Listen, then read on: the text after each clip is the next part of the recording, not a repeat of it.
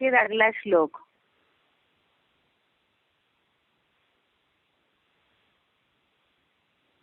पहला प्रश्न है, कौरव सेना के महारथी योद्धाओं के नाम बताइए। तो इसमें बताया था श्लोक नंबर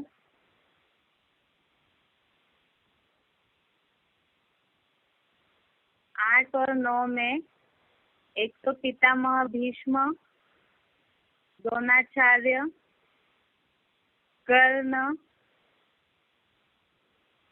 समितिंजय,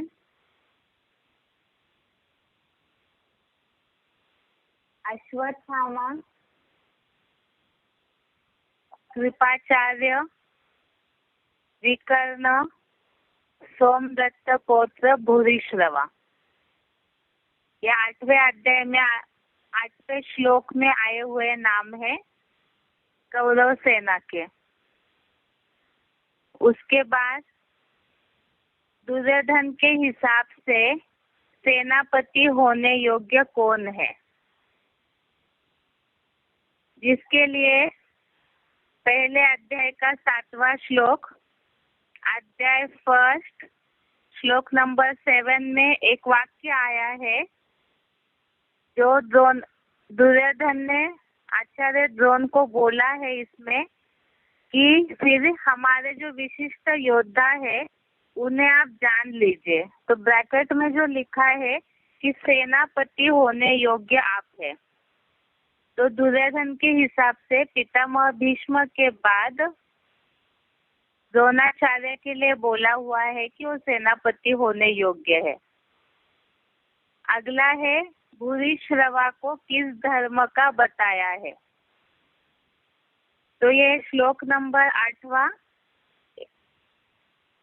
8 नंबर श्लोक में इसका जवाब आया है, जिसका क्लैरिफिकेशन बताया था कि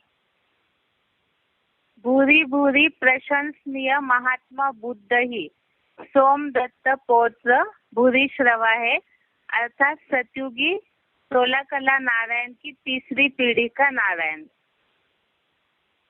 तो इसलिए भूरिश्रवा को महात्मा बौद्ध धर्म से कनेक्टेड बताया। चौथा प्रश्न है, कौरव सेना की युद्ध नीति क्या है।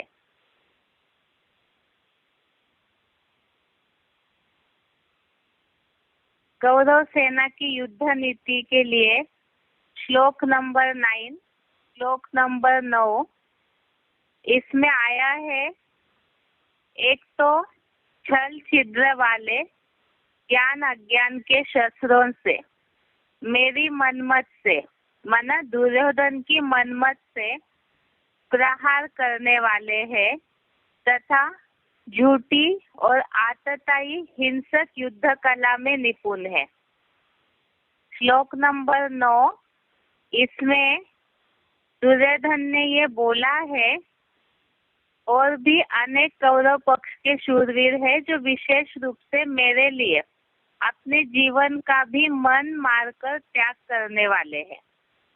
अर्थात ये कौरवों की युद्ध नीति है कि वो दुर्योधन की राजी खुशी के लिए अपनी इच्छा न भी हो, क्योंकि जो भी कौरव पक्ष के योद्धाएं थे वो जानते थे कि दुर्योधन गलत कर रहा है, उसके बावजूद भी दुर्योधन के लिए मन मार कर त्याग करने वाले हैं और सभी अनेक छल छिद्र वाले ज्ञान अज्ञान शस्त्रों से और दुर्योधन की मनमत से प्रहार करने वाले हैं तथा झूठी और आतताई हिंसक युद्ध कला में निपुण है। उसके बाद अगला प्रश्न है,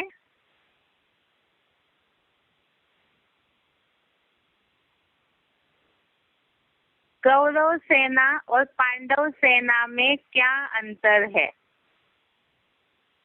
तो ये तो हमने देखा था श्लोक नंबर 10वां, श्लोक नंबर 10। वो श्लोक है, अपर्याप्तम तदस्माकं बलम भीष्माभिरक्षितम पर्याप्तम तु इद में तेषाम बलम भीमाभिरक्षितम। ये श्लोक नंबर 10, इसमें तो स्पष्ट लिखा हुआ है कि भीष्म से रक्षित वह हमारी सेना अपार है और भीम द्वारा रक्षित पांडवों की सेना सीमित है। माना दोनों सेनाओं की संख्या में अंतर है। यही बताया कि कौरव सेना और पांडव सेना में क्या अंतर है, और उसके अलावा युद्ध नीति में भी उनके अंतर है, जो हमने पिछले हफ्ते पढ़ा था कि जो पांडवों की सेना है वो सेना वाले ज्ञान शस्त्र से सज्जित है और बहुत थोड़े समय में शीघ्रता से निर्मित है वो सेना। और कौरवों की सेना का तो अभी भी सुना कि छल छिद्र वाले हैं और दुर्योधन की मनमत से झूठी प्रहार करने वाले झूठी और आतताई हिंसक युद्ध कला में निपुण है। उसके बाद अगला प्रश्न है 6वां, सबसे पहला युद्ध घोषणा का शंख किसने बजाया? तो ये है श्लोक नंबर 12, श्लोक नंबर 12। इसमें आया है कि उस दुर्योधन को हर्ष उत्पन्न कराते हुए कौरवों के वयोवृद्ध व प्रतापी माने जाने वाले पितामह भीष्म ने जोर से गरज कर शेर जैसी गुंजायमान दहाड़ मारते हुए शंख बजाया। तो इसीलिए सबसे पहले युद्ध घोषणा का शंख पितामह भीष्म ने बजाया है। उसके बाद कौरव सेना के अलग अलग विभागों के नाम बताइए। यह अलग अलग विभागों के नाम माना जो यहाँ पे कौरव सेना को अलग अलग इसमें डिवाइड किया हुआ है, तो वही उसके नाम है, जिसके लिए श्लोक नंबर 11, श्लोक नंबर 11, इसमें एक शब्द आया हुआ है जो लिखा हुआ है, इसलिए आप सभी लोग स्व विभागों अर्थात डिपार्टमेंट्स के अनुसार सब पैदल, अश्व, गज, रथाधिक पुरुषार्थियों रूप अधिकारियों के मोर्चों पर डटे रहकर। तो कौरव सेना के ये अलग अलग विभाग हो गए, पैदल, अश्व, गज और रथाधिक। अगला प्रश्न है 8वां, भीष्म पितामह ने कौन सा शंख बजाया? तो इसमें लिखा हुआ है, ये श्लोक नंबर 12, इसमें लिखा हुआ है लास्ट वाक्य कि आदि शंकराचार्य कृत भगवान सर्वव्यापी की, अर्थात जो 1200-1400 वर्ष पहले से ही भगवान सर्वव्यापी की जो घोषणा चलती आई है, बात चलती आई है, तो वैसे लंबे समय से चलने वाली अज्ञानता का मुख्य रूपी शंख बजाया। तो भीष्म पितामह ने कौन सा शंख बजाया? ये है श्लोक नंबर 12 में भगवान सर्वव्यापी की अज्ञानता का शंख बजाया। उसके बाद 9वां प्रश्न है, कौरवों के भाइयों के नाम श्लोक में आए हैं। तो इसमें सबसे पहले तो दुर्योधन की बात तो बार बार आई है श्लोक में। उसके अलावा श्लोक नंबर 8वें श्लोक में ये वाक्य आया है कि दुशासन के विपरीत स्वभाव वाला विकर्ण। एक तो दुर्योधन हो गया, दूसरा दुशासन और तीसरा है विकर्ण। तो 3 भाइयों के अब तक कौरव सेना के या कौरवों के जो 3 भाई है उनके नाम श्लोक में आए हैं। ये श्लोक नंबर है 8वां। अगला प्रश्न है, भगवान सर्वव्यापी की बात दुनिया में कब से चल रही है?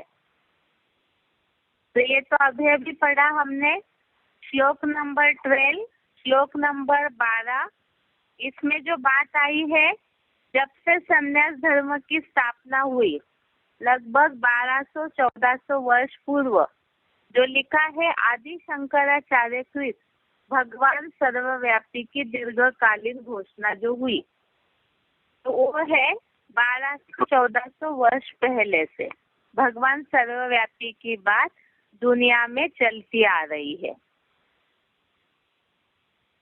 अगला प्रश्न है 11वां, आत्मा को अलग अलग नाम से पहचाना जाता है, वो नाम बताइए। तो ये बेसिक कोर्स में हमने सीखा है, आत्मा को नूर कहते हैं, प्राण कहते हैं, जीव कहते हैं, कुछ लोग सोल कहते हैं या तो रूह कहते हैं। इस तरह से आत्मा को अलग अलग नाम से अलग अलग लोग जानते हैं। अगला प्रश्न है 12वां, आत्मा और शरीर एक दूसरे के बिना कुछ नहीं कर सकते हैं, इसका उदाहरण बताइए। तो ये भी हमने बेसिक कोर्स में ही सीखा।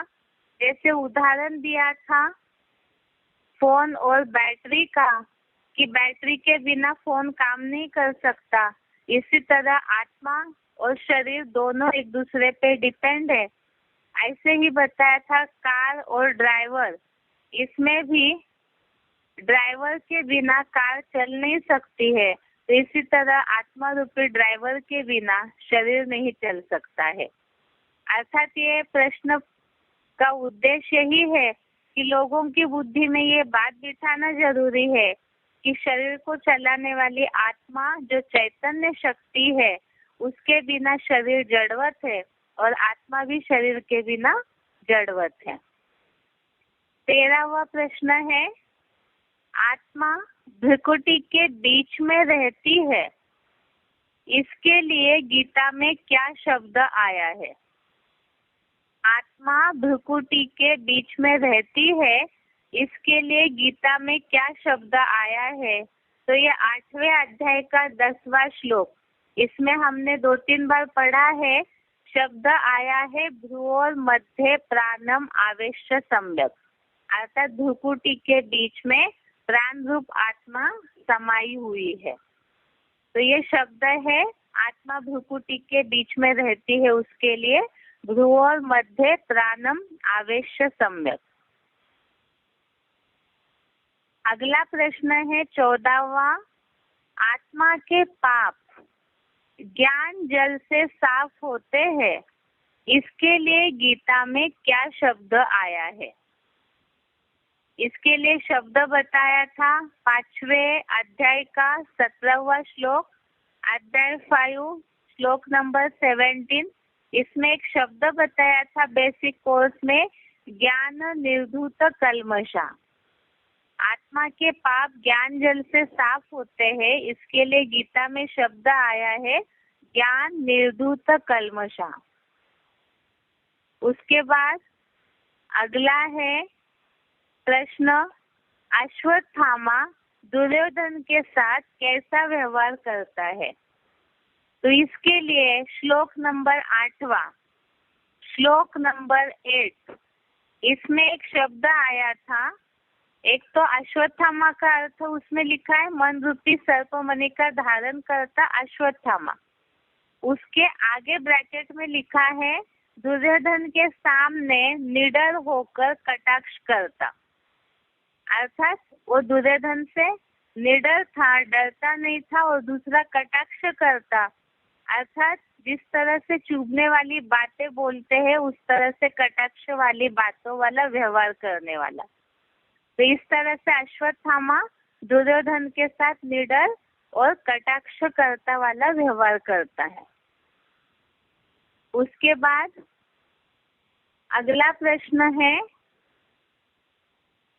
गलत या सही बताइए। पहला है, कौरव सेना भीम द्वारा रक्षित थी और पांडव सेना युधिष्ठिर द्वारा रक्षित थी। तो ये गलत है। वाक्य ऐसे होना चाहिए कौरव सेना भीष्म द्वारा रक्षित थी और पांडव सेना भीम द्वारा रक्षित थी, क्योंकि इसमें श्लोक में आया है 10वें श्लोक में श्लोक नंबर 10, इसमें शब्द आया है भीम द्वारा रक्षित। इन पांचों पांडवों की अल्पसंख्यक सेना सीमित है। यह शब्द आया है भीम द्वारा रक्षित, पांडवों की अल्पसंख्यक सेना सीमित है। ऊपर श्लोक में भी आया है पर्याप्तम तु इत एतेषां बलम भीमाभिरक्षितम। तो इसमें शब्द ही आया है भीमाभिरक्षितम, अर्थात भीम द्वारा रक्षित। अगला प्रश्न है, आत्मा आंखों से दिखाई देती है। इसके लिए तो हमने बेसिक कोर्स में समझा है कि आत्मा अव्यक्त है, अचिंत्य है, तो इन स्थूल आंखों से दिखाई नहीं देती है। उसे देखने के लिए हमें ज्ञान नेत्र की या तो ज्ञान का तीसरे नेत्र की आवश्यकता है। तो इसीलिए ये वाक्य गलत है जो लिखा है कि आत्मा आंखों से दिखाई देती है, जिसके लिए हमने बेसिक कोर्स में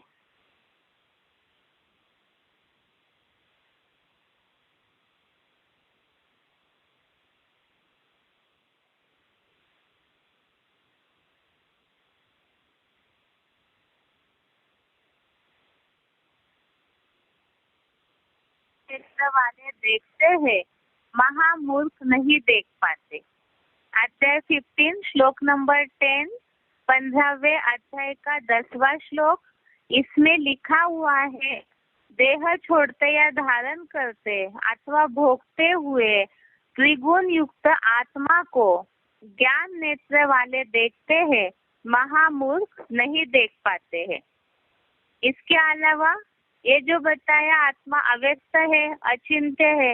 अव्यक्त है अर्थात ही सूक्ष्म है, तो वो दिखाई नहीं देती है। इसमें भी ये है कि अव्यक्तोयम चिंतोयम, ये जो शब्द आया हुआ है अव्यक्त है आत्मा, दूसरे अध्याय का 25वां श्लोक, अध्याय 2 श्लोक नंबर 25, इसमें भी आत्मा का अव्यक्त रूप समझ में आता है। उसके बाद अगला प्रश्न है, आत्मा को शस्त्र नहीं काटते, जल नहीं भिगोता है। इसके लिए श्लोक है नैनम छिंदंती शस्त्रानि। तो ये जवाब सही है।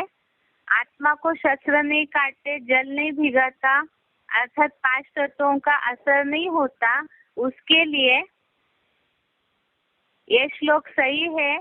श्लोक नंबर 2 अध्याय का 23, दूसरे अध्याय का 23वां श्लोक, जिसमें शब्द आया है नैनम छिंदंती शस्त्रानि, नैनम दहति पावकः, न चैनम क्लेदयन्ति यापः, न शोषयति मारुतः। अगला प्रश्न है, आत्मा सूक्ष्म होने के कारण नापी नहीं जा सकती। तो ये जवाब भी सही है कि आत्मा अति सूक्ष्म है, इसलिए उसे नापा नहीं जा सकता। तो इसके लिए 2 अध्याय का 18 श्लोक, दूसरे अध्याय का 18वां श्लोक जो हमने बेसिक कोर्स में समझा है, इसमें शब्द आया है अंतवंत इमे देहा नित्यस्योक्ता शरीरिणः अनाशिनो अप्रमेयस्य तस्मात् युद्धस्य भारत। इसमें जो शब्द आया है अप्रमेयस्य, अप्रमेय अर्थात माप नहीं की जा सकती। तो ये जवाब सही है कि आत्मा सूक्ष्म होने के कारण नापी नहीं जा सकती है। उसके बाद अगला है, आत्मा अव्यक्त है, अचिंत्य है। इसके लिए 2 अध्याय का 25 श्लोक बता सकते हैं, अव्यक्तोयम चिंतोयम। तो ये जो श्लोक है ये आत्मा अव्यक्त है, अचिंत्य है, इसी के लिए लागू होता है, इसलिए ये जवाब भी सही है। अगला है 6वां प्रश्न, आत्मा शरीर छोड़ने के बाद सीधा स्वर्ग में जाती है। तो ये जवाब गलत है, क्योंकि हमने जो टॉपिक पढ़ा है कि आत्मा शरीर छोड़ने के बाद दूसरा शरीर धारण करती है और सीधा स्वर्ग में नहीं जाती है, क्योंकि हम तो एडवांस के आधार से इस बात को समझ रहे हैं कि स्वर्ग या नर्क इसी दुनिया में होता है। जब जब मनुष्य आत्माओं की ऊंची स्थिति, आत्मिक स्थिति बनेगी, तो इसी दुनिया में स्वर्ग की अनुभूति कर सकते हैं। तो ये जो प्रश्न पूछा है, ये वाक्य जो है कि आत्मा शरीर छोड़ने के बाद सीधा स्वर्ग में जाती है, गलत है। जिसके लिए हमने बेसिक कोर्स में श्लोक समझा था, एक तो सेकंड अध्याय का 20 श्लोक, जातस्य ही ध्रुवो मृत्यु ध्रुवम जन्म मृतस्य च तस्मात् परिहार्यते न त्वं शोचितुमर्हसि। अर्थात सेकंड अध्याय का 20 श्लोक, इसका अर्थ है जन्म लेने वाले की मृत्यु निश्चित है और मरने वाले का जन्म निश्चित है। उसके बाद अगला प्रश्न है, प्रकृति से उत्पन्न 3 गुण आत्मा को शरीर में बांधते हैं। तो ये वाक्य सही है। इसके लिए भी हमने श्लोक पढ़ा था, आत्मा का जन्म लेने का क्या कारण है, क्या आत्मा जन्म मरण के चक्र में क्यों आती है। इसमें ये वाक्य आया है, प्रकृति से उत्पन्न 3 गुण आत्मा को शरीर में बांधते हैं। ये श्लोक नंबर है अध्याय 14 श्लोक नंबर 5, अध्याय 14 श्लोक नंबर 5। इसमें ये शब्द वाक्य आया है, इसका अर्थ है श्लोक का, प्रकृति से उत्पन्न 3 गुण आत्मा को शरीर में बांधते हैं। जो श्लोक में आया है सत्वम रजह तम, ये 3 गुण जो है, ये शब्द श्लोक में ही आया है, सत्वम रजह तमः इति गुणाः प्रकृति संभवाः निबध्नन्ति महाबाहो देहे देहिनम अव्ययम। 14वें अध्याय का 5वां श्लोक, इसमें वाक्य आया है कि प्रकृति से उत्पन्न 3 गुण आत्मा को शरीर में बांधते हैं, इसीलिए आत्मा जन्म मरण के चक्र में आने के लिए बंधी हुई है। उसके बाद अगला प्रश्न है, आत्मा हृदय में रहने के कारण ही शरीर चलता है। तो ये वाक्य गलत है। हमने इस बात को समझा है कि बेसिक कोर्स के हिसाब से आजकल तो हार्ट की भी सर्जरी होती है। बहुत सारे ऐसे शरीर के अंदरूनी पार्ट्स है, शरीर के अंदरूनी जो भी शरीर का सिस्टम चलाने वाली इंद्रियां है, उनका तो ऑपरेशन होके उनको चेंज किया जाता है। कई बार सर्जरी करते हैं, लेकिन शरीर तो जीवित रहता है, आत्मा उस शरीर को छोड़ती नहीं है। इसका मतलब हृदय के कारण, आत्मा हृदय में रहने के कारण शरीर चलता है, ये वाक्य गलत है। वास्तव में आत्मा भ्रुकुटी में रहकर, जहाँ से मस्तिष्क सारे शरीर का कंट्रोलिंग पावर चलाता है, तो उसके बीच में भ्रुकुटी में आत्मा रह करके सारे शरीर को चलाती है। दोबारा बता रही इस वाक्य को, आत्मा हृदय में रहने के कारण ही शरीर चलता है, ये वाक्य गलत है, क्योंकि ये तो दुनियावी लोग मानते हैं। लेकिन इस बात को इस तरह समझाया जा सकता है कि आजकल शरीर के जो भी इंटरनल पार्ट्स है, जैसे हार्ट है, किडनी है, बहुत सारे ऐसे ऑर्गन है जो ऑपरेशन करके चेंज किए जाते हैं सर्जरी के द्वारा, लेकिन फिर भी व्यक्ति जीवित बना रहता है, कई सालों तक चलता रहता है। तो वास्तव में हृदय के कारण तो सिर्फ खून शुद्ध होता है शरीर का, लेकिन आत्मा हृदय में नहीं रहती है। आत्मा मस्तिष्क के बीच में, अर्थात सिर में, जहाँ से ब्रेन शरीर को चलाता है, तो उसके बीच में भ्रुकुटी में आत्मा निवास करती है, जिस कारण वो शरीर को कंट्रोल कर पाता है। उसके बाद अगला है, भीष्म पितामह ने भगवान सर्वव्यापी वाला ज्ञान का शंख बजाया। तो ये वाक्य गलत है। भगवान सर्वव्यापी वाली बात ये तो दुनिया में फैला हुआ अज्ञान है। इसीलिए भीष्म पितामह ने भगवान सर्वव्यापी वाला अज्ञानता का शंख बजाया, जिस कारण ही दुनिया आज नीचे गिरी हुई है और आज दुनिया में अज्ञानता का अंधकार फैल करके लोग दुखी है। इसीलिए वाक्य ये होना चाहिए था, भीष्म पितामह ने भगवान सर्वव्यापी वाला अज्ञानता का शंख बजाया। उसके बाद 10वां है, अश्वत्थामा गुरु द्रोणाचार्य का पुत्र है। तो ये वाक्य सही है, जिसके लिए हमने इसे श्लोक में ही पढ़ा है, जो 8वां श्लोक है, पहले अध्याय का 8वां श्लोक, अध्याय 1 श्लोक नंबर 8। इसमें एक वाक्य आया था कि कुरु परिवार में, राज परिवार में निस्वार्थ सेवा वाले बड़े कृपालु कृपाचार्य दुर्योधन आचार्य द्रोणाचार्य से बात कर रहे इस श्लोक में, इसमें ये लिखा है वाक्य, और उसी तरह आपका प्रिय पुत्र मन रूपी सर्प मणि का धारण करता अश्वत्थामा। 8वें श्लोक में ये वाक्य आया है, जिसमें ये बात लिखी है कि आचार्य गुरु द्रोणाचार्य का पुत्र अश्वत्थामा है। इसमें आया है कि उसी तरह आपका प्रिय पुत्र मन रूपी सर्प मणि का धारण करता अश्वत्थामा। उसके बाद अगला प्रश्न है, निम्नलिखित प्रसंगों के लिए श्लोक बताइए।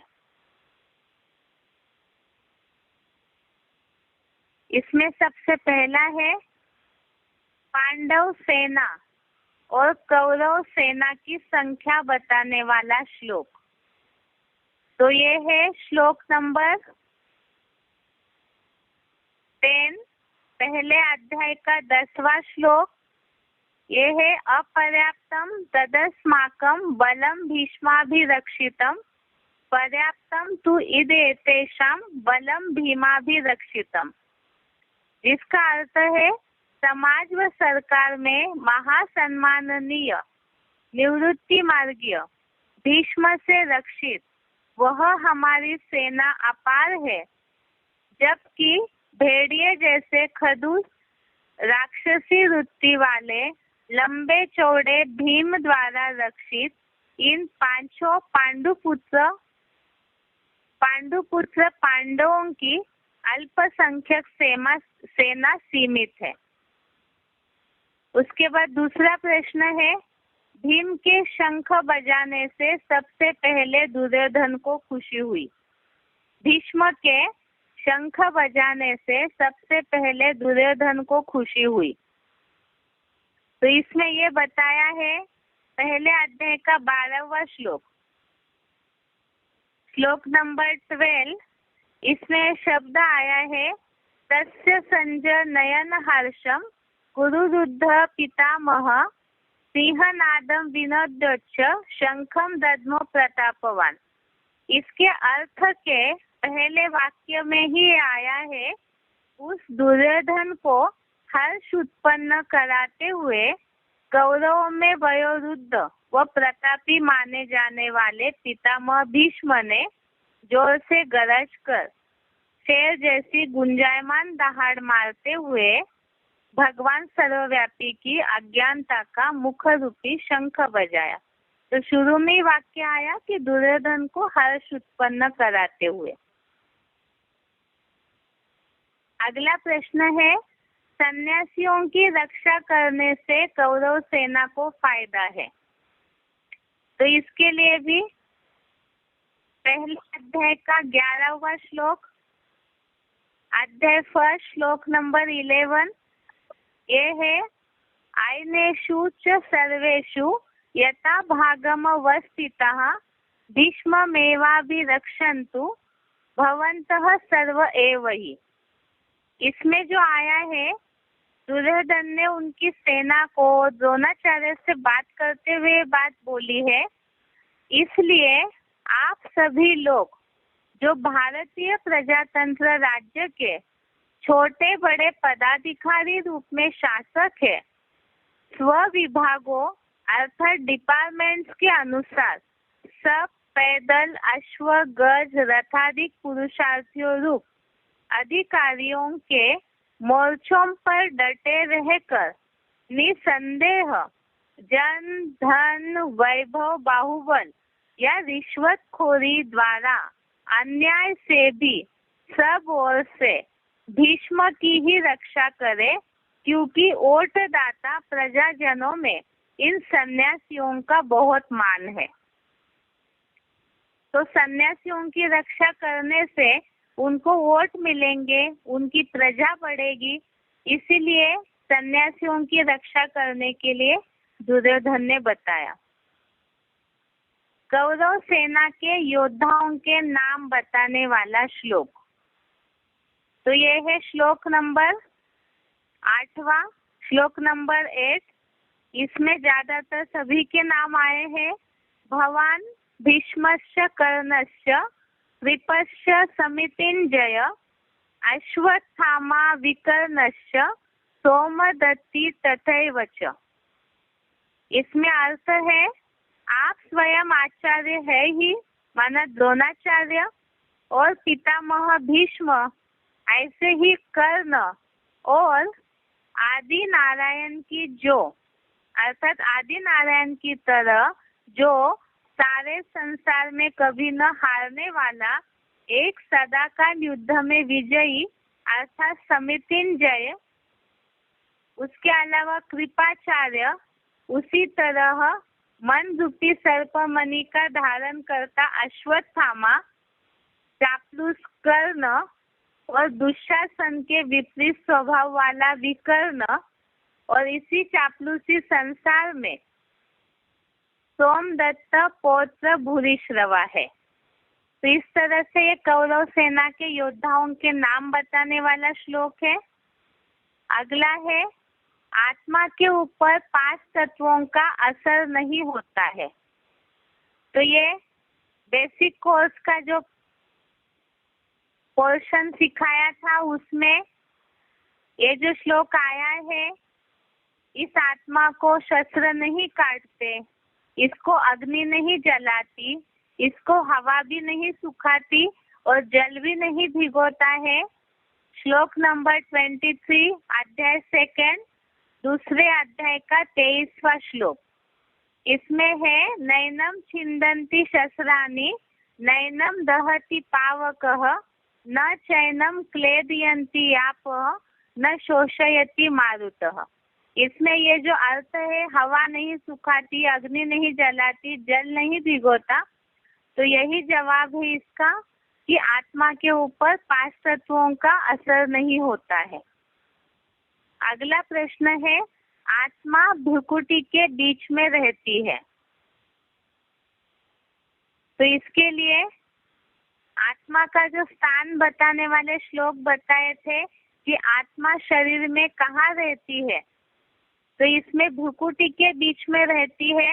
8वें अध्याय का 10वां श्लोक, अध्याय 8 श्लोक नंबर 10 भ्रुवोर मध्ये प्राणम आवेश्य सम्यक स तम परम पुरुषम उपेति दिव्यम। इसके अलावा 5वें अध्याय का 27वां श्लोक, अध्याय 5 श्लोक नंबर 27, इसमें भी श्लोक में एक शब्द आया है अंतरे भ्रुवो, अर्थात भ्रुकुटी के बीच में। तो ये 2 श्लोक है जिसमें ये बताया है कि आत्मा भ्रुकुटी के बीच में रहती है। उसके बाद अगला प्रश्न है शरीर विनाशी है। तो इसके लिए भी हमने बेसिक कोर्स में ही पढ़ा है। जो शरीर और आत्मा के अंतर वाले श्लोक है, इसमें एक श्लोक आया था श्लोक नंबर 13 अध्याय 2 दूसरे अध्याय का 13वां श्लोक। इसमें आया है देहिनोस्मिन् यथा देहे कौमारम यौवनम जरा तथा देहांतर प्राप्ति धीरस्तत्र न मुह्यति। अर्थात जैसे आत्मा इस देह में कुमार, युवा अवस्था और बुढ़ापा है, वैसे ही दूसरे दूसरे शरीरों की प्राप्ति होती है। तो दूसरे दूसरे शरीरों की प्राप्ति होती है अर्थात ही शरीर बदलती है आत्मा। दूसरा ये शब्द आया है सेकेंड अध्याय का 18 श्लोक। इसमें नित्य, अविनाशी, माप न करने योग्य देहधारी आत्माओं के ये शरीर नाशवान कहे गए हैं। तो इसमें स्पष्ट आया हुआ है कि देहधारी आत्माओं के ये शरीर नाशवान कहे गए हैं। और उसके अलावा दूसरे अध्याय का 20वां श्लोक, सेकेंड अध्याय श्लोक नंबर 20, इसमें भी शब्द आया हुआ है न हन्यते हन्य माने शरीरे। अर्थात ये जो वाक्य आया है कि यह अर्थात आत्मा न जन्मता है न मरता है, यह होकर फिर से नहीं होगा, ऐसे भी नहीं है, अजन्मा नित्य सनातन पुरातन। माना आत्मा के लिए बोला, लेकिन आगे वाक्य में लिखा है यह देह हनन होते भी नहीं मारा जाता। देह का हनन होना अर्थात शरीर का विनाश होने पर भी आत्मा मारी नहीं जाती।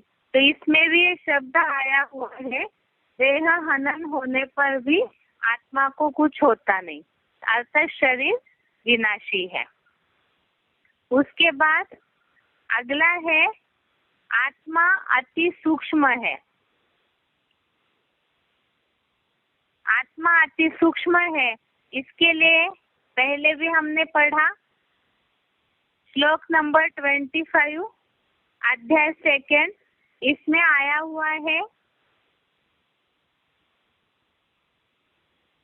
यह अव्यक्त है, यह अचिंत्य है, यह निर्विकारी बताई जाती है, इसलिए ऐसा जानकर शोक करने के योग्य नहीं है। तो अव्यक्त अचिंत्य जहाँ लिखा है तो इतनी सूक्ष्म है आत्मा, इसी के कारण वो अचिंत्य है, क्योंकि चिंतन उसी का किया जाता है जो दिखने में आता हो। इसलिए यहाँ शब्द आया हुआ है अव्यक्तो यम चिंत्यो यम अविकार्यो यम उच्यते। अर्थात ही आत्मा अव्यक्त भी है, अचिंत्य भी है। उसके बाद अगला श्लोक प्रश्न है आत्मा निर्लेप नहीं है, ये साबित करने वाले कोई भी 2 श्लोक बताइए। आत्मा निर्लेप नहीं है, ये साबित करने वाले कोई भी 2 श्लोक बताइए। तो इसके लिए पहले तो अध्याय 13 श्लोक नंबर 19, 13 अध्याय का श्लोक नंबर 19, इसमें हमने पढ़ा था प्रकृतिम पुरुषम चैव विध्यनादि उभो अपि विकारांच गुणांचैव विद्धि प्रकृति संभवान। 13वें अध्याय का 19वां श्लोक, इसमें बताया है कि आत्मा को पुरुष और शरीर को प्रकृति कहा गया है, दोनों ही अनादि है। विकार और 3 गुण प्रकृति से उत्पन्न हुआ जान। और दूसरा श्लोक 13वें अध्याय का ही 20वां श्लोक, इसमें बताया है 13 अध्याय श्लोक नंबर 20, इसमें बताया है पुरुष अर्थात आत्मा सुख दुख के भोक्तापने में कारण है। अर्थात आत्मा सुख दुख भोगती है, तो सुख दुख भोगती है माना ही उस पे लेप छेप चढ़ा हुआ है। और प्रकृति कार्य और इंद्रियों के साधन रूप रचना में कारण है। प्रकृति अर्थात ही शरीर, शरीर प्रकृति से बना हुआ है, तो ये शरीर जो है वो इंद्रिय रूपी साधनों के द्वारा कार्य करता है। और आत्मा शरीर में प्रवेश है, तो इसीलिए ही जैसे ही इंद्रिय रूपी साधनों से कार्य होता है, कर्म होता है, तो उसी का लेप छेप पुरुष अर्थात आत्मा के ऊपर चढ़ता है। उसके अलावा और एक श्लोक बताया अध्याय 15 श्लोक नंबर 9, 15वें अध्याय का 9वां श्लोक। इसमें बताया है आत्मा ही कान, आँख, त्वचा, जीभ, नाक का और साथ ही मन का आधार लेकर विषय भोगों का सेवन करती है। अर्थात यही है कि शरीर के द्वारा ही आत्मा ये सारे विषय भोगों का सेवन करती है और जब वो भोगेगी तो उसका लेप छेप जरूर चढ़ेगा। इसलिए ये 3 श्लोक हो गए, जिससे ये साबित होता है कि आत्मा निर्लेप नहीं है। उसके बाद अगला है आत्मा के पाप ज्ञान से धुल जाते हैं। तो उसके लिए भी हमने श्लोक समझा था, 5वें अध्याय का 17वां श्लोक। अध्याय 5 श्लोक नंबर 17। इसमें हमने पढ़ा था तद्बुद्धय तदात्मानः तन्निष्ठा तत्परायणः गच्छन्ति अपुनरावृत्तिम ज्ञान निर्धूत कल्मषः। ये प्रश्न तो ऊपर भी समझा था हमने। ज्ञान निर्धूत कल्मषः अर्थात ज्ञान से पूर्णता धुले पापों वाले, अर्थात ज्ञान के द्वारा ही सारे पाप धुले जाते हैं। तो ये हो गया इस प्रश्न का जवाब। उसके अलावा आत्मा का पुनर्जन्म होता है। तो आत्मा शरीर छोड़ करके जाती कहाँ है? तो इसी से सिद्ध होता है कि आत्मा दूसरे जन्म लेती है, जिसके लिए हमने 2-3 श्लोक पढ़े हैं बेसिक कोर्स में। एक बार वो श्लोक दोबारा रिपीट करके देखते हैं। सबसे पहले तो 2nd अध्याय का श्लोक नंबर 20, दूसरे अध्याय का श्लोक नंबर 20। इसमें लिखा है जन्म लेने वाले की मृत्यु निश्चित है और मरने वाले का जन्म निश्चित है। अर्थात आत्मा पुनर्जन्म लेती है, दूसरा जन्म लेती है। तो जातस्य ही ध्रुवो मृत्यु ध्रुवम जन्म मृतस्य च तस्मात् परिहार्यते न त्वं शोचितुमर्हसि। तो इससे ही है कि जन्म और मृत्यु निश्चित है, इसीलिए तू शोक करने योग्य नहीं है। दूसरा है अध्याय 2 श्लोक नंबर 22। इसमें है वासांसि जीर्णानि यथा विहाय नवानि गृह्णाति नरोपराणि तथा शरीरानि विहाय जीर्णान्यानि संयाति नवानि देहि। जैसे मनुष्य पुराने वस्त्रों को त्याग कर दूसरे नए ग्रहण करता है, उसी प्रकार पुराने शरीरों को छोड़कर आत्मा दूसरे नए को ग्रहण करता है। अर्थात ही आत्मा एक शरीर छोड़ के दूसरा धारण करती है, माना ही दूसरा जन्म लेती है, पुनर्जन्म लेती है। तो इस तरह से ये प्रश्न का भी टॉपिक पूरा हो गया।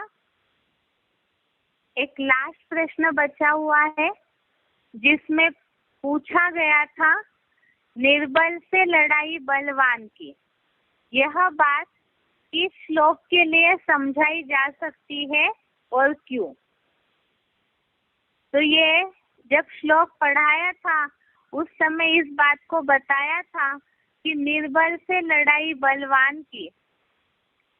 ये वास्तव में है उस बात के लिए जहाँ पे एक तरफ बहुत सारी तादाद में कौरव सेना खड़ी है और दूसरी तरफ पांडव सेना मुट्ठी भर है। तो ऐसे समय में ये जो बोला हुआ है श्लोक नंबर 10 पहले अध्याय का 10वां श्लोक, अपर्याप्तम तदस्माकं बलम भीष्माभिरक्षितम पर्याप्तम तु इत एतेषां बलम भीमाभिरक्षितम। तो इसमें जो वाक्य आया है कि सरकार व समाज में महासम्माननीय निवृत्ति मार्गीय, अर्थात जहाँ सन्यासियों का बहुत मान है, तो उस भीष्म के द्वारा रक्षित कौरव सेना अपार है, अनलिमिटेड है, जबकि भेड़िए जैसे खदूस और राक्षसी वृत्ति वाले लंबे चौड़े भीम द्वारा रक्षित पांडवों की अल्पसंख्यक सेना सीमित है, तो उस समय कौरवों की बुद्धि में यही है कि हमारी जीत निश्चित है। लेकिन जिसमें हमने जब श्लोक पढ़ा था तो इसमें एक बात बताई थी, जो बाबा ने बोला था कि क्वांटिटी देखनी है या क्वालिटी देखनी है। वास्तव में जहाँ ढेर सारी भीड़ इकट्ठा हो तो जरूरी नहीं है कि वहां पर ही जीत निश्चित है। लेकिन बताया कि कौरवों की सेना तो असीमित थी और शास्त्रों में फिर भी महाभारत युद्ध का जो अंतिम रिजल्ट है उसमें पांडवों की ही जीत दिखाई गई है। तो बाबा ने VCD में इस बात को बोला है। VCD नंबर 561, 561 नंबर की VCD में बाबा ने बोला है कि खून को शुद्ध रखना जरूरी है या संख्या को बढ़ाना जरूरी है। जैसे शेर सारे जंगल को अकेले ही कंट्रोल कर लेता है, और वैसे हिस्ट्री में भी ऐसे बहुत मिसाल मौजूद है। जैसे शिवाजी ने बड़ी औरंगजेब की सेना को हरा दिया था, तो ऐसे ही बताया है कि चाहे दुर्योधन के लिए ये बताया है कि कौरवों की जो सेना है वो बढ़ती कैसे है। तो इसमें बताया कि दुर्योधन ने कृष्ण के पास जाकर के, अर्थात ये तो शास्त्रों में लिखा है, भगवान के पास जाकर के यादवों की सारी सेना को अपनी तरफ कर लिया। दुर्योधन के पास भी अपनी कोई सेना थी नहीं, लेकिन यादवों की सेना और उनका जो धन बल है वो पूरा अपनी तरफ कर लिया। लेकिन पांडवों की बुद्धि में तो ये था कि भगवान ही अगर हमारे सहायक होंगे तो ही हमारी जीत हो जाएगी, हमें तन बल, जन बल या धन बल नहीं चाहिए। तो इसीलिए ही पांडवों ने भगवान का सहारा लिया और इसी से ही पांडवों की सेना की जीत होती है। लेकिन पांडवों की सेना की जीत के लिए भी जरूरी है, अवेक्तवाणी में बोला है कि पांडव सेना अर्थात की रूहानी सेना, अर्थात जो जितना आत्मिक स्थिति में रहने का, रूहानी स्टेज में रहने का पुरुषार्थ करेंगे तो वही शिव बाबा के कार्य में उतना सहयोगी बन सकते हैं। उसके अलावा और एक बात हमने पढ़ी थी श्लोक में ही कि पांडवों की सेना मजबूत और जीत वाली तब बन सकती है जब पांडव सेना में आपस में सहयोग भावना और शुभ चिंतक पने की भावना हो। तो उसी से ही ये अपार कौरवों की सेना के ऊपर पांडव सेना विजयी हो सकती है। भले क्वांटिटी कम हो, लेकिन क्वालिटी अगर है, सेना में सहयोग पने की भावना है, तो ये वाक्य सिद्ध हो जाएगा, निर्बल से लड़ाई बलवान की। इसके अलावा आगे है आज का श्लोक, श्लोक नंबर 13, पहले अध्याय का 13वां श्लोक। श्लोक एक बार पढ़ रहे हैं। तथा शंखाश्च भैर्यश्च पन्वानक गोमुखा, ततः शंखाश्च भैर्यश्च पन्वानक गोमुखा सह एव अभ्यन्त सहसा एव अभ्य हन्यन्त स शब्दः तुमुलो भवत्। एक बार इसका संधि विच्छेद देखते हैं। पहले अध्याय का 13वां श्लोक, इसका संधि विच्छेद है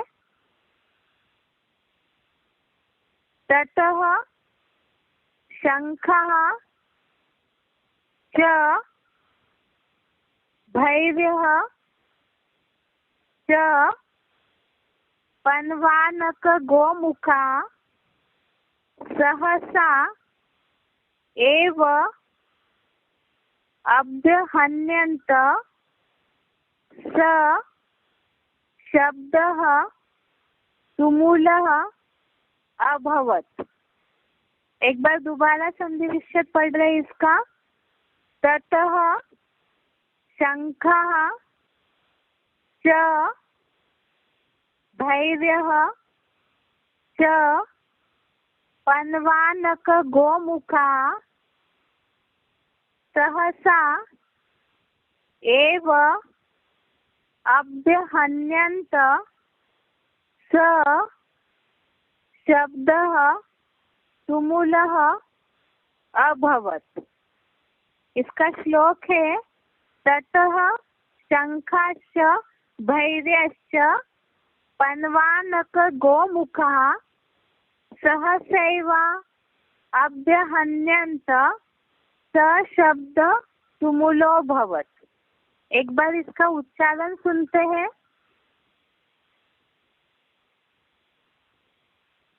ततः शंखाश्च भैर्यश्च पणवानक गोमुखा सहसैवाभ्यहन्यन्त सशब्द तुमुलो भवत्।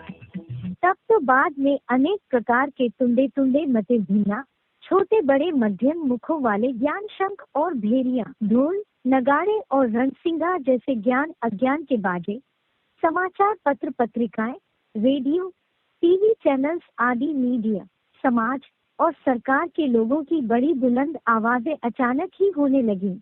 उन सबका बड़ा भारी शोरगुल होने लगा।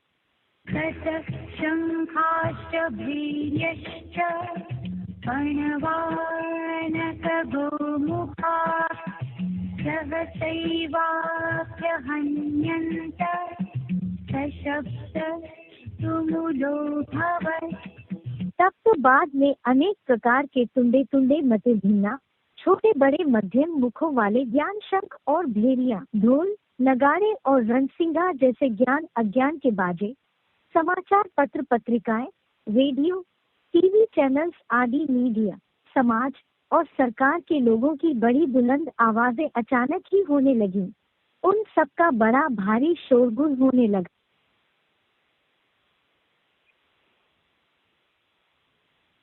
इसका अर्थ देखते हैं अभी।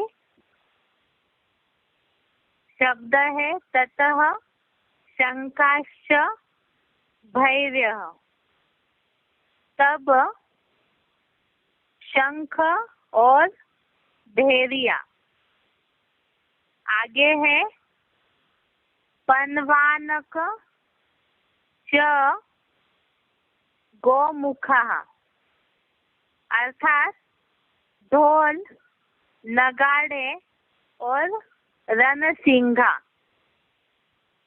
आगे है सहसैवाभ्यहन्यन्त स तुमुलः शब्दो अभवत्, अर्थात अचानक ही होने लगी उन सब का बड़ा भारी शोरगुल होने लगा। एक बार अर्थ पढ़ते हैं। तब शंख और भेरिया, ढोल, नगाड़े और रणसिंगा अचानक ही होने लगी उन सब का बड़ा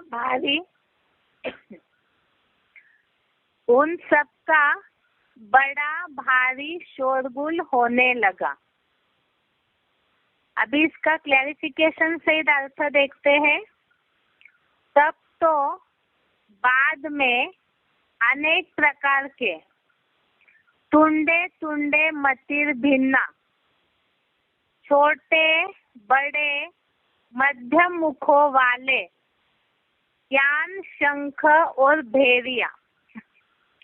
यहाँ जो शब्द आया है शंख और भेरिया, ढोल, नगाड़े और रणसिंगा, वरना दुनिया में तो आपने देखा ही होगा कि जो अलग अलग प्रकार के वाद्य यंत्र होते हैं, तो सारे वाद्य यंत्रों के नाम यहाँ लिखे हुए हैं। तो श्लोक में तो यहाँ पे हद के लिखे हैं कि जब युद्ध की घोषणा होती है तो उस समय इस प्रकार के अलग अलग यंत्र या शंख वगैरह बजा करके युद्ध की घोषणा का आवाज किया जाता है। जिन्होंने भी महाभारत देखा होगा तो उन्होंने उसमें देखा होगा कि अलग अलग प्रकार के ये जो आवाज करने वाले यंत्र वगैरह वो दिखाए जाते हैं। लेकिन यहाँ पर तो जो बेहद के हिसाब से महाभारत युद्ध हो रहा है कौरव सेना और पांडव सेना के बीच में, तो यहाँ स्थूल वाद्य यंत्र बजाने की बात नहीं है। तो उसी का अर्थ शिव बाबा ने यहाँ पे श्लोक में बताया है। तो बाद में अनेक प्रकार के तुंडे तुंडे मतिर भिन्ना, मुरलियों में ये बात आती है बार बार, तुंडे तुंडे मतिर भिन्ना अर्थात अलग अलग मतांतर। तो ये अलग अलग मतिर भिन्ना अर्थात मति मना बुद्धि, भिन्न अर्थात जिनकी जैसी जैसी अलग अलग बुद्धि चलती है। तुंडे तुंडे माना अलग अलग, तो अलग अलग जिनकी जैसे बुद्धि चलती है तो वैसे ही यहाँ तो कौरव सेना की तरफ से पहले शंख बजाया गया है, अर्थात पहले युद्ध की घोषणा की शुरुआत कौरव सेना कर रही है। तो अलग अलग मतांतर तो कौरव सेना के ही होते हैं, क्योंकि सर्वव्यापी वाली घोषणा में तो मन का भटकाव, बुद्धि का भटकाव करवाया जाता है। इस हिसाब से यहाँ लिखा है। तो बाद में अनेक प्रकार के, अर्थात ऊपर के श्लोक में हमने समझा कि भीष्म पितामह ने पहले पहले अज्ञानता का, सर्वव्यापी भगवान सर्वव्यापी की अज्ञानता का मुख रूपी शंख जैसे ही बजाया, वैसे ही बाद में अनेक प्रकार के तुंडे तुंडे मतिर भिन्ना, छोटे बड़े मध्यम मुखों वाले ज्ञान शंख और भेरिया, ढोल, नगाड़े, अर्थात जिनकी जैसी कैपेसिटी है, क्षमता है, वो उस हिसाब से, यहाँ मुख माना ज्ञान सुनाने के हिसाब से बताया कि जिनकी जैसी जो पुरुषार्थी होगा तो अपने अपने हिसाब से ज्ञान सुनाते हैं। तो वो युद्ध की घोषणा के पहले की बात बताई। आगे लिखा है, जैसे ज्ञान अज्ञान के बाजे, समाचार पत्र, पत्रिकाएं, रेडियो, टीवी चैनल्स आदि मीडिया, समाज और सरकार के लोगों की बड़ी बुलंद आवाजें। तो ये सारी बातें तो हमने 2017 की घटना में भी देखी, इसके पहले भी जब जब भी ग्लानि की बातें हुई तब तब भी देखी है। तो इस हिसाब से जैसे ही युद्ध की घोषणा होती है तो ज्ञान अज्ञान के बाजे माना दोनों तरफ से ही आवाज उठती है, और कौरव सेना वालों में भी कुछ ना कुछ परसेंटेजली भगवान का ज्ञान तो है ही, बस वो मानते नहीं है ना चलते हैं उनकी बातों पर। इसलिए यहाँ लिखा ज्ञान अज्ञान के बाजे, समाचार पत्र, पत्रिकाएं, रेडियो, चैनल्स आदि मीडिया, समाज और सरकार के लोगों की बड़ी बुलंद आवाजें अचानक होने लगी और उन सब का बड़ा भारी शोरगुल होने लगा। अब ये जो युद्ध है ये तो अचानक ही होता है, पहले से कोई बताते तो नहीं है, इसीलिए यहाँ लिखा है कि ये सब आवाजें अचानक होने लगी और उनका शोरगुल होने लगा।